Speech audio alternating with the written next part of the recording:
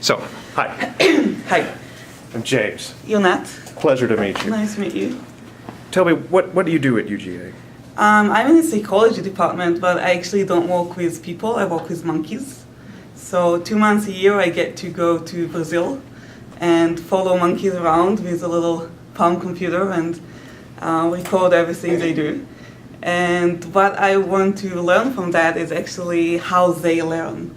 Especially how they learn from each other.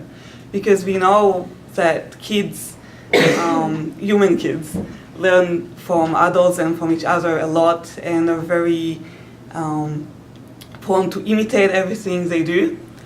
And it seems that monkeys are a bit different and they learn in a different way. And I'm interested in how little monkeys learn to be monkeys, to do what monkeys do, and especially in our colony of monkeys in Brazil, they do something very special, which is they take very hard nuts and they crack them open with stones. So they're kind of using tools, which is quite rare in non-human animals. And we want to know how they learn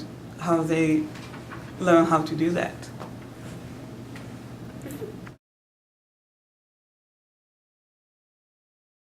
Sorry, we have something to do. Everybody shut up. Thank you very much for being with us today. Thank you for having me. So, tell us about your research. So I study monkeys.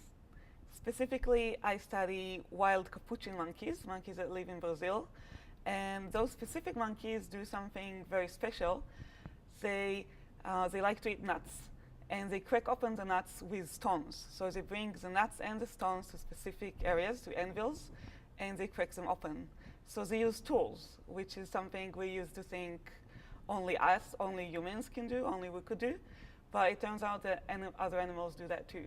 So, you've observed capuchin monkeys doing this in the wild? Yes. So, why is this so compelling, other than the fact that we thought we were the only ones? Well, what I study specifically is how the young capuchins, the young monkeys, learn to do that. So this behavior is going on for many years, and it's transmitted from generation to generation. And I'm interested in how they learn it, how they acquire the ability to crack nuts. And this is interesting for me for a couple of reasons. But one of the reasons is that other animals learn in a very different way from us. So everybody knows the concept of monkey see, monkey do. Monkeys imitate so easily and they do whatever they see. But turns out that's not actually true.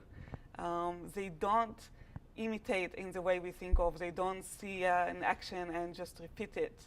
And that is something that for humans, a 1-year-old does it very, very readily. And actually babies and children just love to do it. We have all kinds of games that we show kids action movement with our hands, and they repeat it and they love it. And it's a big part of how we learn stuff, we learn things. But animals learn in a different way. And since learning is such an important aspect of human life, all our world, all our civilization, this television station, everything that we do is based on things that we learn from other people, is based on generations of learning.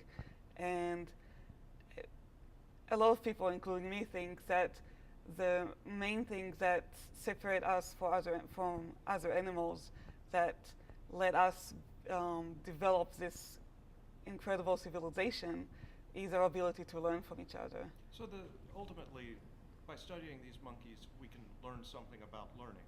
Yes. Okay. I'm going to stop us there. I think that was very well done.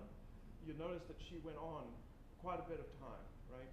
And were this live, that might be a bit more of a problem. But Logan can certainly tell you that there were a lot of what some people refer to as juicy nuggets in there. Really, really beautifully put things. When you talked about monkey see, monkey do, right? The goal of the research and what we can learn about learning and all those things. Lots of things that were really beautifully put.